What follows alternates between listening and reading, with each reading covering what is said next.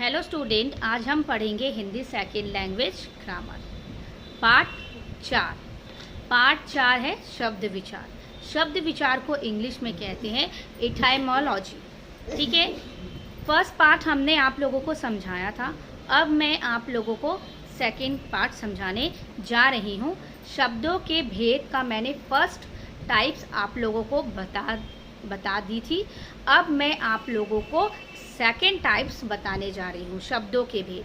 शब्दों के भेद का पहला था स्रोत या व्युत्पत्ति के आधार पर, जो हमने आप लोगों को पार्ट 1 में समझा दिया है।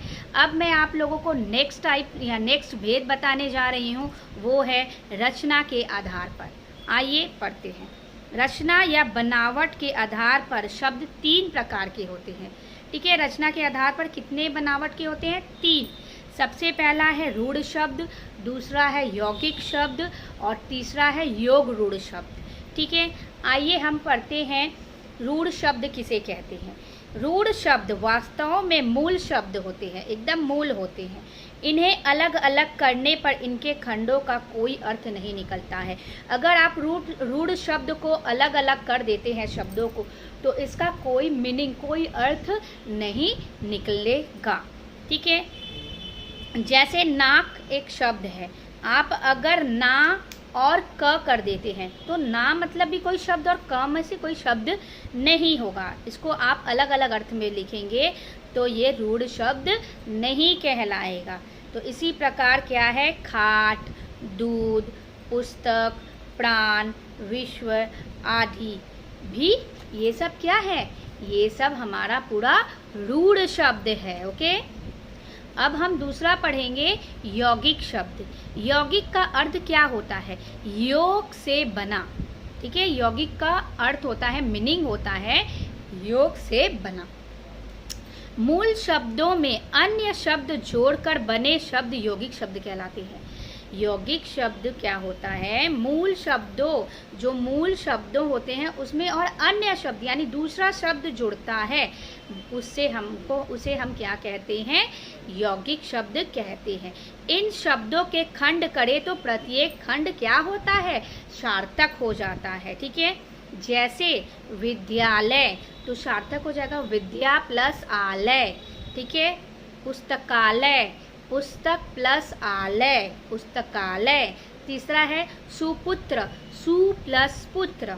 ओके स्टूडेंट, अब हम थर्ड भेद पढ़ेंगे योग रूढ़ शब्द। योग रूढ़ शब्द भी अन्य शब्दों के योग से बनते हैं। योग रूढ़ शब्द भी जो होते हैं वो दूसरे अन्य शब्दों से भी बनते हैं। अंतर इतना ही है कि वे अपना सामान्य अर्थ छोड़कर, अपना खुद का बराबर अर्थ छोड़कर किसी विशेष अर्थ में रूढ़ हो जाते हैं, समा जाते हैं। उसे हम कहते हैं योग रूढ़ शब्द। ठीक है, जैसे कि हिमालय, हिम बर्फ हो गया प्लस आलय घर हो गया। तो यानी जहाँ बर्फ हो वह जगह। ठीक है, किंतु हिमालय शब्द में ऐसी कभी मतलब किसी भी जगह का बोध ना होकर एक पर्वत विषय का बोध किया गया है। ठीक है, दूसरा है जलज, जल पानी हो गया। ठीक है, यानी पानी में उत्पन्न हुआ बहुत से जीव वनस्पतियों उत्पन्न हैं, जैसे जलज शब्द, कमल है। ये सब हमारे क्या हो गए? ये सब हमारे रूढ़ हो गए। ओके, आइए अब हम पढ़ते हैं शब्द का जो तीसरा भेद है वो है प्रयोग के आधार पर। तीसरा भेद है प्रयोग के आधार पर। प्रयोग के आधार पर हम पढ़ते हैं शब्दों का वाक्यों में प्रयोग करने पर कुछ शब्दों के रूप बदल जाते हैं। कुछ शब्दों का जो रूप होता है वो बदल जाता है और कुछ वैसे ही रह जाते हैं। वाक्य में प्रयोग के आधार पर 2 भागों में बांटा गया है। ठीक है, पहला है विकारी शब्द और दूसरा है अविकारी शब्द। ठीक है, हम पढ़ेंगे विकारी शब्द किसे कहते हैं। वाक्य में आने पर जिन शब्दों के रूप में लिंग, वचन, कारक आदि के कारण विकार का अर्थ होता है, परिवर्तन आता है, उन्हें विकारी शब्द कहते हैं। विकारी शब्द किसे कहते हैं? वाक्य में आने पर जिन शब्दों के रूप में कोई भी वाक्य आ रहा है जिन शब्दों के रूप में लिंग हो, वचन हो, कारक हो, ये सब हमारा क्या कहलाएगा? विकारी शब्द। जैसे एक मिनट, विकारी शब्द के 4 प्रकार होते हैं। पहला है संज्ञा, दूसरा है सर्वनाम, तीसरा है विशेषण और चौथा है क्रिया। ठीक है, अब हम पढ़ेंगे अविकारी शब्द। अविकारी शब्द किसे कहते हैं? वाक्य में आने पर लिंग, वचन और कारक आदि के कारण जिन शब्दों में कोई परिवर्तन नहीं होता है।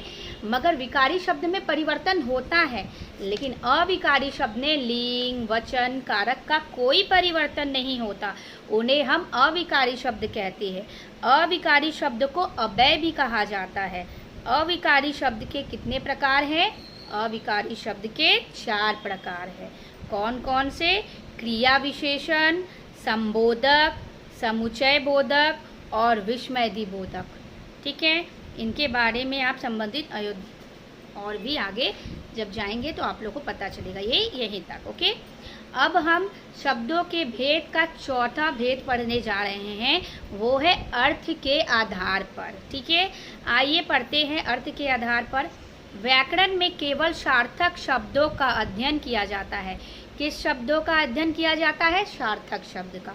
अर्थ के आधार पर शब्द कई प्रकार के होते हैं, जैसे एकार्थिक, अनेकार्थिक, ठीक है, समानार्थिक। समानार्थिक का दूसरा नाम है पर्यायवाची शब्द। चौथा है विपार्थिक शब्द। विपार्थिक शब्द का दूसरा नाम है विलोम शब्द। और 5वां है श्रुति सम विभिन्नार्थिक शब्द। ठीक है, ओके स्टूडेंट। तो इस पाठ का अभ्यास मैं आप लोगों को नेक्स्ट वीडियो में अपलोड कर दूंगी। Okay student, thank you, bye bye.